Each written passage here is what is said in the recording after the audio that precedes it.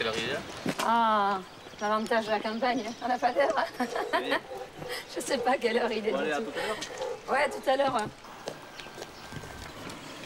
Depuis 1991, Ginette dirige toute seule une petite ferme à Aubertin près de Pau. Quand son mari part au travail en ville, elle se retrouve seule à la tête d'un troupeau de 25 vaches allaitantes. Ginette possède aussi 25 hectares d'une terre qui rapporte peu, environ 80 000 francs par an, mais qu'elle cultive avec passion et avec tous les moyens du bord.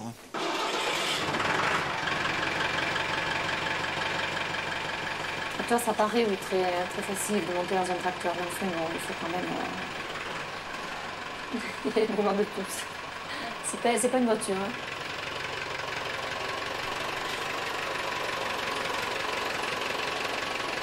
C'est très dur. Ce métier, c'est justement très physique.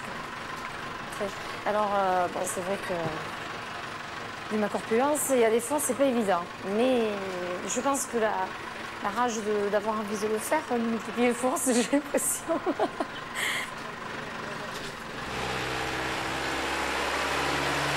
Sans tracteur, je sais pas, je crois pas que l'agriculture me plairait autant. Quoi. Un tracteur, tout ce qui est moteur.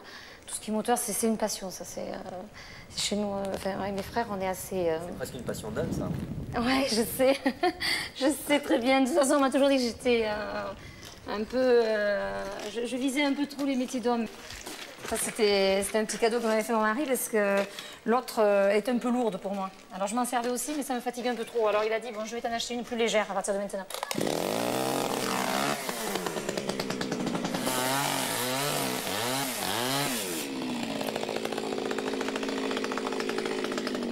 Moi je dis souvent, le soir, on n'a pas besoin pour dormir. Hein. Après une bonne journée, on dort. Hein. Ça, je vous assure, un bon bain. Et c'est un meilleur somnifère que ça, je ne sais pas si qu'on puisse le trouver. Ça, on va au jardin.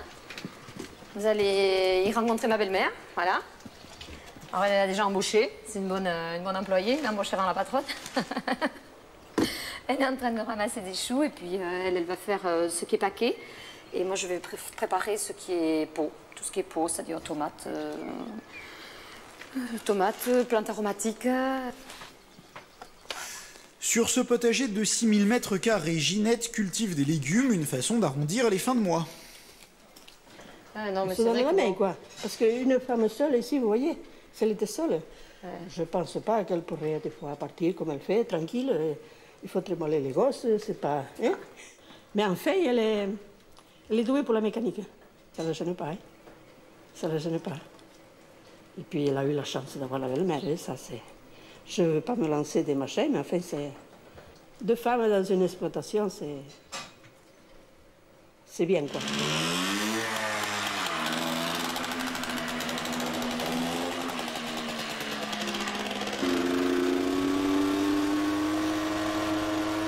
Pour nous, c'est très pratique parce que ça nous arrive même de pouvoir les doubler, alors qu'à pied, on ne pourrait jamais les doubler. Donc, de toute façon...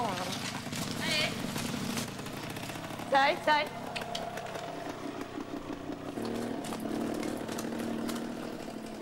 C'est le taureau qui menait le troupeau et comme il vient d'être rajouté, c'est pour ça que bon, et lui, il n'avait pas l'intention de rentrer à l'étable. J'ai l'impression qu'il voulait plutôt rentrer, aller faire un tour, changer de champ et ainsi de suite. C'est de la corrida ce que vous faites là? Non, avec ça, c'est pas la corrida. S'il fallait la faire à pied, peut-être. C'est pour ça que je vous disais qu'il était très facile de passer devant et...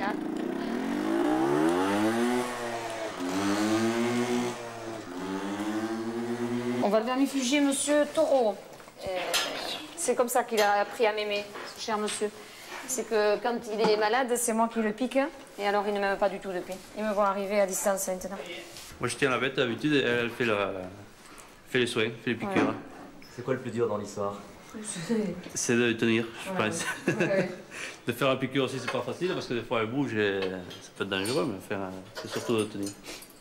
Attends, raccourcis un peu, raccourcis. Là. Non, non. Allez, bouge pas, non. Là. Oui, doucement. Là. Là. C'est bon. C'est fini. C'est fini. Adeline et Mélanie, les deux filles de Ginette, commencent à donner un coup de main, mais le métier ne les attire pas vraiment. Mais je veux faire dans l'hôtellerie serveuse ou cuistot, serveuse. J'aime pas ça, j'aime pas trop. Même les horaires, quoi, c'est vachement tard, vachement le bonheur le matin.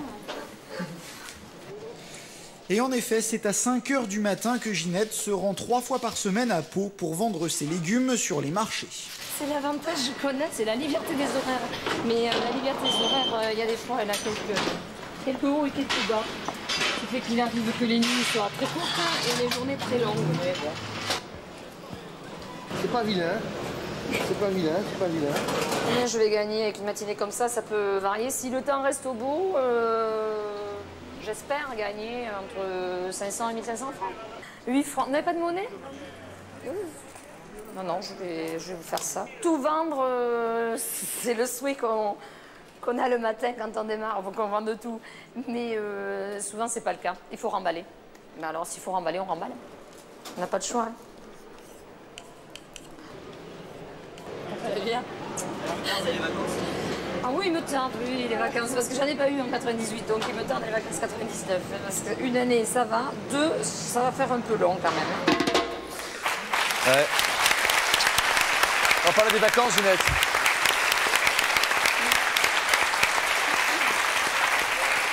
Donc, faut vous mettre à la moto, Jocelyne? Pourquoi pas? Pourquoi pas? C'est rigolo en plus. Bah oui, moi je sais en c'est une faire, trial. de toute façon, donc c'est très facile à faire. C'est très pratique. Oui, en plus. Ouais. Je savais pas c'est pas de la corrida, vous avez dit, c'est pas non plus du rodéo. Non, c'est pas normal non plus, ça d'accord. Marie-Thérèse, c'est vous qui l'avez montré comment on monte sur une moto? Ah non, pas du tout. Ah non, pas du tout. Moi, je faisais du vélo, mais pas de la moto. Ah. Non, la moto, vous avez une moto, vous? Non, pas du tout. Mais j'aimerais bien. C'est une bonne idée, non? Oui, c'est très bien. Parlons des vacances. Ça se présente comment, les vacances, Alors, les vacances, bon, on envisage, tous les ans, on part une semaine. Bon, on se cale une semaine. C'est vrai que 98 a été une année que je préfère oublier, pour diverses raisons. Et 99, il me tarde de partir. Je ne sais pas ni où, ni quand, ni comment. Mais on partira une semaine. Vous prenez des vacances, Marie-Thérèse, vous en avez pris pendant votre vie? Il est un peu tard pour vous, là? Je n'en prenais jamais, mais depuis que je suis tombée veuve, j'ai été très fatiguée. Et puis, bon, j'avais les enfants, mais après qu'on a fait la saison de plan, là, je suis fatiguée. Je pars tous les ans 10 jours en montagne. Ah oui. 10 jours en montagne. Mais avant ça, vous n'étiez pas parti en vacances avec votre mari? on ne partait pas. Pas de week-end, pas de vacances, du tout? Non. Vous avez le grand air? Racontez-nous votre voyage de noces, Emmanuel, par exemple. Comment ça s'est passé? Ça a été l'horreur. Bon. Merci pour lui. Non, mais c'était pas juste après le mariage, donc c'était quelques temps après. Non, je m'entends très bien avec mon mari, mais c'était le fait qu'on avait tout laissé là-bas. On était partis en voyage de noces payé, entre guillemets, par un concessionnaire de machines agricoles qui... Mon mari avait gagné un voyage et le concessionnaire, bien gentil, pour nous faire plaisir, avait payé le voyage pour moi, pour le voyage de noces. Et on est allé une semaine en Tunisie. Donc les 2 premiers jours, ça va parce qu'on est fatigué, donc on se repose. Mais alors après, le 3e jour, on commence à tourner en rond parce qu'il n'y a rien à faire et on n'a pas l'habitude. Et puis après, on se dit, et puis je suis là et j'ai rien à faire et il y a tant de boulot à la maison et quand je vais revenir, tout sera là. Puis c'était au mois de février, donc bon, normalement c'est une période calme, mais manque de bol, il faisait beau en France également. Donc c'était le moment des traitements. Et mon mari ne faisait que téléphoner pour savoir le temps qu'il faisait. Et il disait, oh là là, les traitements, quand je vais revenir, les mauvaises herbes. Il pensait qu'à traiter, c'est chiant. Donc, on n'avait pas les billets d'avion, c'était telle date, on ne pouvait pas avancer. Alors, bon, c'est un peu ennuyé, quoi. Et puis, au bout de 3 jours, je pleurais, je voulais revenir, mais on ne pouvait pas. Donc, on n'est plus jamais retourné, quoi. Enfin, je vais en vacances maintenant que j'ai ma fille. J'essaie d'aller en vacances, je vais 10 à 15 jours à la mer début juillet, mais toute seule avec ma fille, pour dire qu'elle soit comme tout le monde et qu'elle aille un petit peu à la mer, quoi. Si vous n'aviez pas votre fille, vous continueriez à travailler toute l'année? J'irai pas, non. Non. Pourquoi vous déconseillez, Ginette, à vos filles de faire le même métier que vous? Parce qu'on a vu qu'elles avaient des idées assez tranchées sur la suite, en tout cas pour la grande. La grande, il faudra lui dire que si elle veut être serveuse dans l'hôtellerie, elle travaillera le soir aussi. Mais on lui a dit, on lui a dit, tu sais, tu regardes nos horaires, mais alors si tu pars dans l'hôtellerie, tu n'as pas fini, ma fille. Mais bon, elle peut encore changer d'avis, elle n'a que 13 ans, donc elle peut changer. Mais c'est vrai que je leur déconseille. Je ne voudrais pas qu'un jour elles puissent me reprocher de les avoir poussées là-dedans, parce que c'est vrai que c'est la galère. C'est le contraire, vous déconseillez même. Hein. Oui. C'est la galère. C'est la galère, il faut reconnaître ce qui est, il n'y a pas d'horaire. Bon, c'est vrai que nous, pour pouvoir profiter des filles, bon, on fait des sacrifices sur notre boulot, on va arrêter de bosser pour aller les amener quelque part, ou profiter de quelque chose avec elles, et puis le boulot, eh bien, on va l'avoir derrière. Donc elles le voient bien, elles sont conscientes du truc. Hein, ça... Bon, les enfants décident eux-mêmes ce qu'ils feront plus tard, évidemment. Oui, mais si vous aviez le choix, vous préféreriez que vos enfants fassent le même métier que vous ou pas, Jocelyne? Oui, s'ils choisissaient, pourquoi pas. Moi, je pense que je les pousserai parce qu'après tout, moi, c'est un métier qui me plaît. Je pense que mes enfants sont quand même assez simples, donc je pense que oui, il y en aura peut-être un qui reprendrait éventuellement. Ouais. Quel âge il a pour l'instant? Je pense que ce sera le deuxième, celui qui va avoir 7 ans. Ah ben dis donc, il le sait déjà, lui? Oui, parce qu'il aime énormément les animaux, et il aime ça, et il est toujours avec nous, il travaille beaucoup avec nous. Et À 7 ans, eh ben. Mais de toute façon, c'est une vocation qui vient très de bonheur, quoi. Hein.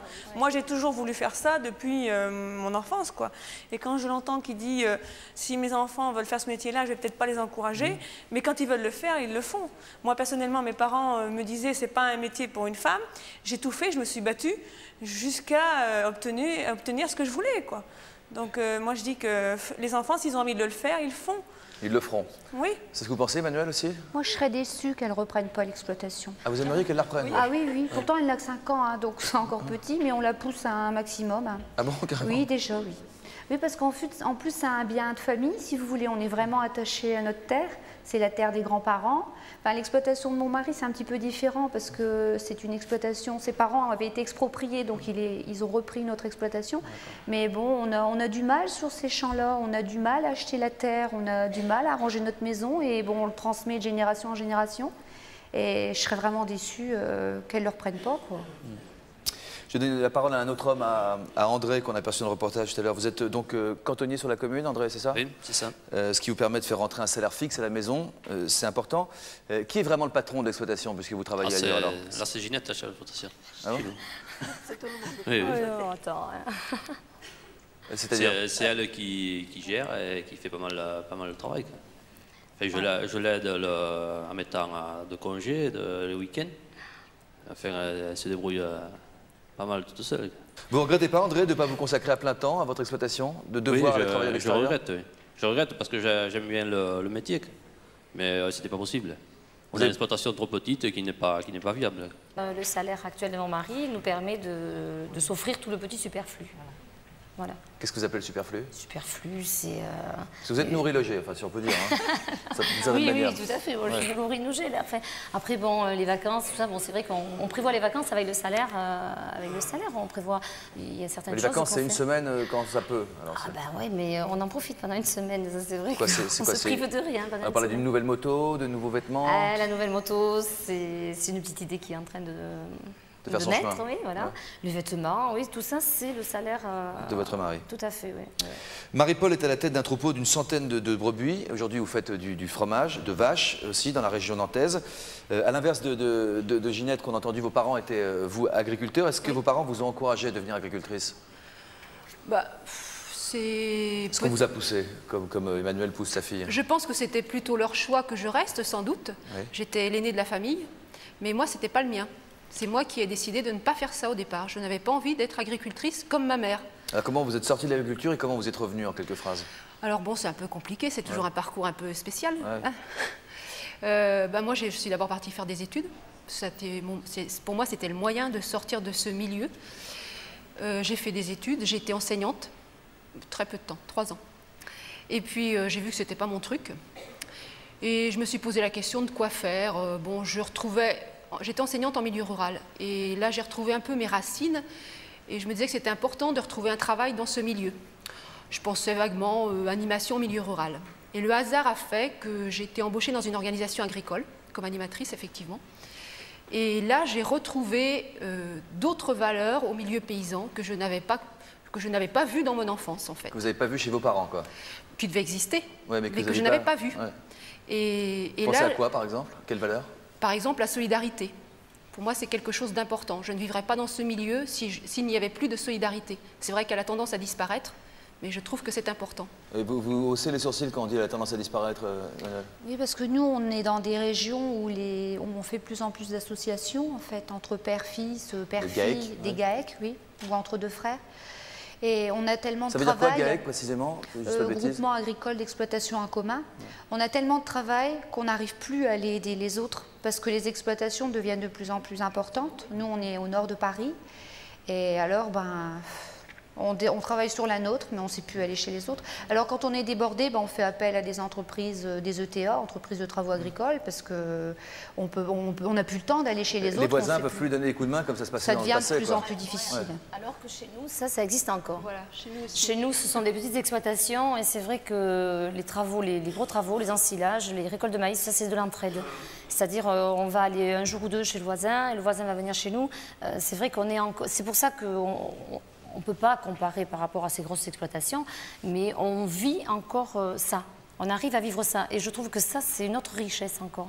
Parce qu'il faut reconnaître les voisins, ils ont toujours été là. Plus c'est grand, moins il y a de solidarité, j'ai l'impression alors. Ah oui, mais c'est obligé, c'est obligé.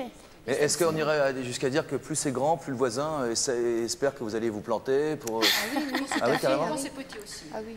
Quand c'est petit aussi, oui, j'y pense aussi. Et oui, quand il y a des filles en plus, on se dit, ah c'est très bien, parce que les filles ne vont pas reprendre. Donc nous, on va pouvoir reprendre l'exploitation. Alors quand ils s'aperçoivent que la fille reprend, ils sont déçus quand même. Vous dites la même chose, Muriel? Ah oui, ils sont déçus. Racontez-nous vos premiers mois, alors, quand vous avez repris l'exploitation. Donc, quand je me suis installée, ça n'a pas été facile, les premiers mois. Je me suis installée seule. J'ai loué 20 hectares de terre et donc je faisais un troupeau de brebis viandes. J'avais 200 brebis.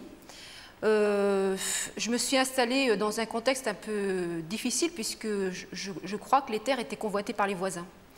Et effectivement... Est-ce que les terres ne sont pas toujours convoitées par les voisins? Si, assez souvent, mais bon. Là, il se trouve que c'était quand même il y a 20 ans. Et donc, on était quand même assez peu de filles à s'installer seules. Et surtout dans l'endroit où j'étais. Et donc, on m'a regardé, effectivement. On m'a observé derrière les haies, voir comment je faisais les labours, par exemple. Est-ce que vous avez mis des bâtons dans les roues les premiers mois? Oh non, je ne peux pas dire qu'on m'a mis des bâtons dans les roues, mais je suis tombée dans une période... Je me suis installée en mouton à une période où les cours se sont cassés la figure. Alors, c'est plutôt ça qui a été compliqué. C'est que je me suis retrouvée très vite en difficulté financière. Et il fallait assumer ça, il fallait vivre dans la misère, on pourrait dire, quelque part, parce que comme ce n'était pas moi qui commercialisais, enfin je commercialisais mes agneaux avec une coopérative, je n'étais pas maître de l'argent si j'avais des dettes à la coopérative, ça c'était clair. Et puis la banque à qui j'avais emprunté faisait pression pour que je rende mes prêts, donc j'étais coincée. Donc vous avez dû faire faillite une première fois? Donc j'ai arrêté l'exploitation parce que je ne m'en sortais plus, et je suis venue travailler à Paris. Alors comment vous avez repris? C'était compliqué parce que j'avais laissé des dettes à la banque, mais j'ai des amis qui m'ont proposé de m'associer avec eux. En GAEC aussi alors? En GAEC. Et c'est ainsi que j'ai pu redevenir paysanne. Et vous l'êtes maintenant depuis combien de temps si on additionne les deux expériences? Alors ça fait 20 ans. 20 ans. 20 ans avec une interruption donc, de quelques années où je suis venue travailler dans cette ville-là. Les premiers obstacles à vaincre, Muriel, pour celles qui nous regardent et qui se disent pourquoi pas essayer ce boulot, parce qu'elles ne se plaisent pas dans les grandes villes ou parce qu'elles ont du mal à trouver un boulot, parce qu'elles ont envie de changer de boulot ou changer d'air. Quelles sont les premières difficultés auxquelles on doit s'attendre? Même si on a un peu d'argent de côté, même si on peut acheter des terres, si on peut d'abord, une femme contracter des prêts dans des bonnes conditions. Une jeune femme qui est en ville, il ne faut pas qu'elle ait peur de se salir les mains. Il faut commencer par là. Il ne faut pas avoir peur du travail.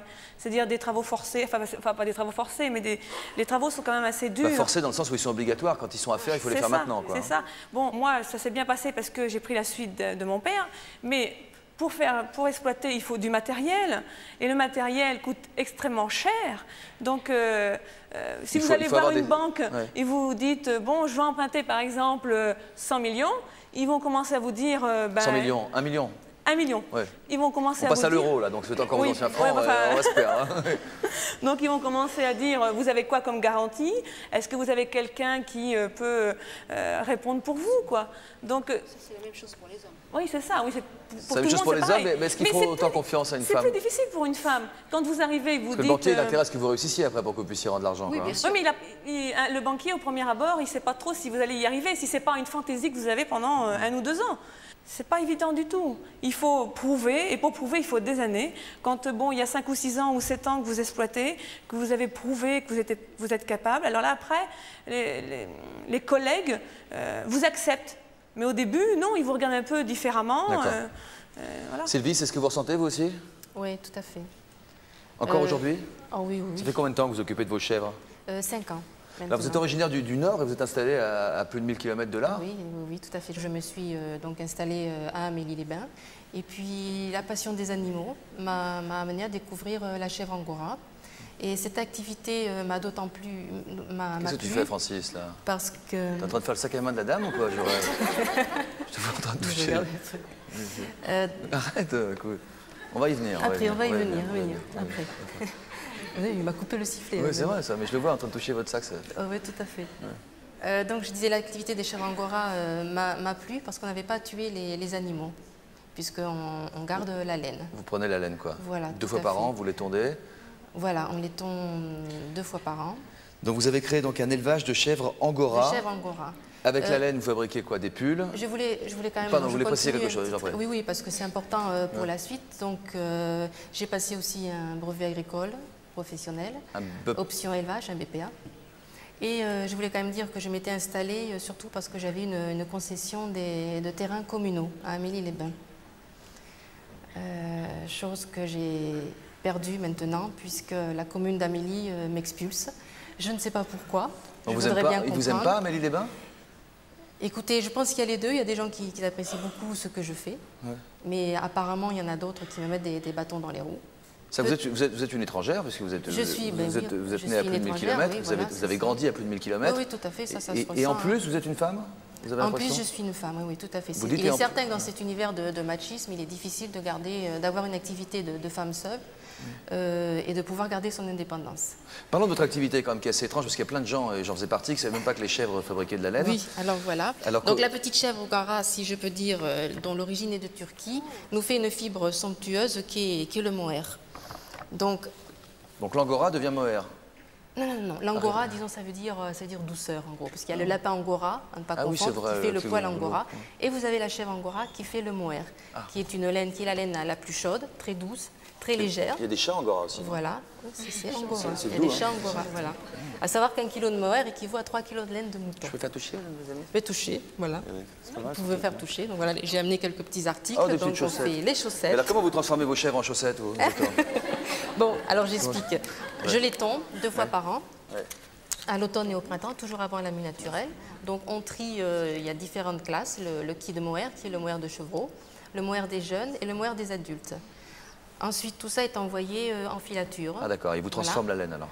Voilà, qui nous transforme la laine. Il n'y a qu'une seule filature de mohair en France qui se trouve à Péronne dans la Somme. Ensuite, notre laine nous revient, puisqu'on est groupé les éleveurs en France en une SICA. Et on fait travailler donc des artisans façonniers qui nous font certains articles, comme les chaussettes, les gants, les couvertures, puisque je n'ai pas de grand métier à tisser. Par contre, toute la partie tricot, ça c'est moi qui le fais. Ah bon? Voilà. C'est vous qui avez fait ce joli pull? Voilà, tout à fait. Avec les boutons coquillages au presque? Voilà, non pas avec les chèvres qui ont été peintes en bleu. C'est vrai? Si je puis dire. Non pas? Alors c'est quoi ces histoires de chèvres schtroumpf? Alors racontez-nous. Eh bien écoutez, ça c'est encore une idée de mon voisinage. Il y a 2 ans, disons, j'ai eu un accident. Donc j'avais les béquilles et une attelle. Heureusement, j'ai mes parents qui sont quand même venus m'aider. Je suis partie faire une foire. Et quand je suis rentrée, j'ai trouvé des chèvres peintes en bleu. C'est ignoble. D'autant plus que j'étais handicapée, donc je ne pouvais pas m'occuper de mon exploitation, puisque je suis seule. Je trouve que c'est la pire des choses. Et en plus, il y a 3 semaines, j'en ai trouvé une de morte. Pareil, quand je revenais de foire. Donc c'est à croire que quand je suis partie, on me fait tous écraser derrière le dos. Il y a quelqu'un pour les garder en ce moment? J'ai quelqu'un, oui. Ouais. Oui, non mais sérieusement, avec la laine bleue, vous avez pu la récupérer et faire des pulls bleus? Non. Qu'est-ce qu'elle est devenue, cette laine bleue? Eh bien, j'ai dû tondre les bêtes et ça a été une perte totale. Une perte sèche. Oui, tout à fait. Voilà. Donc vous nous avez dit que c'était un milieu macho, mais il existe aussi autour de vous, j'imagine, des femmes d'agriculteurs, et puis également des femmes qui sont chefs d'exploitation, comme un peu partout en France. Oui, est-ce que ces femmes sont plus solidaires avec vous que les hommes? Il y en a, mais bon, moi je suis dans une ville de Cure. Et donc à Amélie-les-Bains, je suis la seule femme éleveur. Ouais. Et globalement, chez les femmes d'agriculteurs ou chez les femmes des régions voisines, n'importe quoi, est-ce qu'il y a plus de solidarité vis-à-vis de vous que de la part des hommes? Non, pas spécialement, non. Là, je vois que j'ai un problème, j'ai fait beaucoup de courriers à droite et à gauche et je m'aperçois que je suis seule dans ce combat. Qu'est-ce qu'elles disent les autres femmes? Est-ce que les femmes sont plus douces ou plus dures avec les femmes que les hommes? Je pense pas. Les femmes du métier? Enfin, moi, plus solidaires? Je me suis installée dans un endroit où je ne connaissais personne et j'ai trouvé plutôt de la solidarité chez mes voisines. Et vous, Muriel, au départ, quand vous dites qu'on vous a mis des bâtons dans les roues, vous pensez également aux femmes? Non. Non, c'était... au début, c'est les hommes, quoi, un peu, mais après, non. Une fois qu'on est accepté, tout va très bien après. Si, moi, j'ai des amis qui sont également chefs d'exploitation en EARL, c'est-à-dire qu'elles sont avec leur mari, c'est un statut différent. Et on se remonte le moral parfois, parce que, bon, c'est vrai que on a besoin quelquefois de discuter entre nous. Quand on est dans un monde d'hommes, on ne voit pas toujours la même chose, la même façon de... La même chose que les Ginette hommes. et Jocelyne, vous dites la même chose?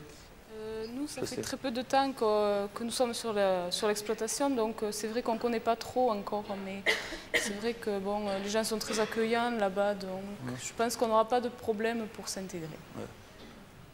Nous, il y a beaucoup d'hommes chefs d'exploitation, donc avec leurs conjointes ça se passe bien, mais on n'a pas de relation d'égal à égal, donc ça ne peut que bien se passer, quoi. Ça vous surprend de voir les chèvres de Sylvie peintes en bleu par les voisins? Ah oui, alors là, moi... Si on peint vos vaches en rouge, alors c'est pas oui, ben alors là, ça pourrait mal finir, je sais pas. Là, je pense que Ça vous surprend qu'on puisse faire ça? Parce que c'est vraiment des coups bas, ça. C'est nul, je sais pas, bon, les gens, dans quel but ils l'ont fait, si ça a pu leur rapporter quelque chose, parce que bon, à part ça, c'est vraiment nul. Mais alors, autant s'en prendre carrément à la personne et se battre d'égal à égal. Ne pas s'en prendre aux bêtes, parce qu'ils ne savent pas s'en prendre. Qu'est-ce qu'on vous reproche, vous? Je ne sais pas. Je ne sais pas. Vous n'en avez aucune idée? Je ne sais pas, non, aucune idée. Moi, je travaille, je fais mon boulot.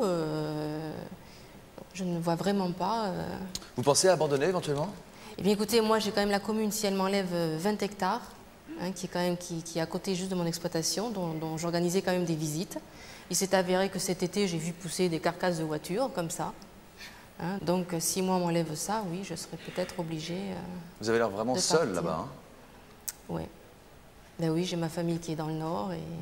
Elle vient vous voir un peu, votre famille, quoi? L'été. Vous vous êtes fait des amis un peu? Pas beaucoup, non. Pas beaucoup, parce que, bon, en fin de compte, c'est vrai qu'on a un boulot, bon, on travaille, on est parti très tôt le matin, on rentre le soir tard, on est crevé, bon, on n'a pas envie de sortir, et puis voilà. Vous avez envie de vous imposer? Vous avez envie de continuer au fond de vous? Ou est-ce que vous êtes prête à arrêter? Oui, non, parce que j'aime ce que je fais. Qu'est-ce que je vais faire? Je ne vais pas recommencer. J'ai mis plusieurs années à investir. Quand même, j'ai fait des emprunts. J'ai investi. J'ai fait 5 km de clôture, des abris. J'ai fait la boutique. Bon, j'ai quand même une structure qui est quand même assez bien organisée. C'est pas possible d'arrêter maintenant. Et vous dites que pourtant, éventuellement, vous arrêteriez? Oui, ben oui. Si j'ai plus les terrains et si on me mène la vie impossible comme ça, vous savez,